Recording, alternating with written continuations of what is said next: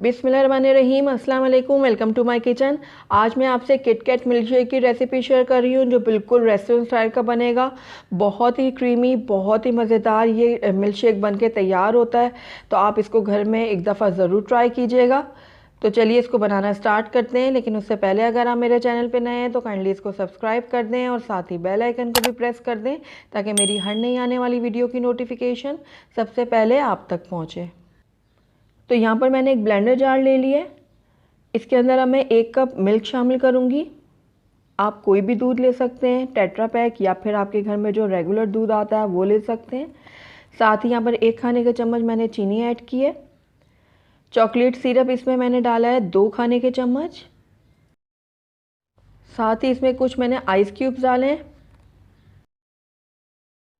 1 scoop लिया मैंने vanilla ice cream का। आप चाहें तो चॉकलेट का फ्लेवर भी ले सकते हैं आइसक्रीम में।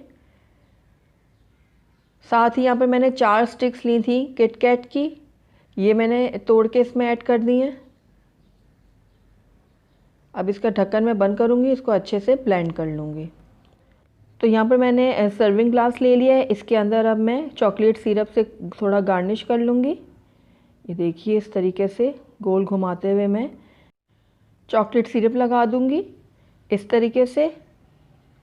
अब जो हमने मिल्क शेक तैयार किया है वो मैं इसमें डाल दूँगी। तो ये देखिए कितना क्रीमी और कितना मज़ेदार सा हमारा मिल्क शेक बना है। ऊपर गार्निश कर दूँगी मैं व्हिपिंग क्रीम के साथ।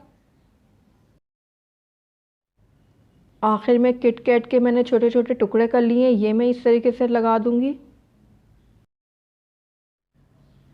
ये देखिए इस तरीके से।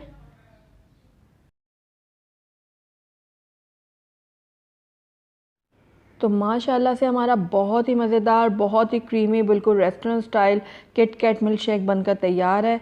बहुत ही मज़ेदार बनता है, ज़रूर ट्राई कीजिएगा आप इसको एक दफ़ा।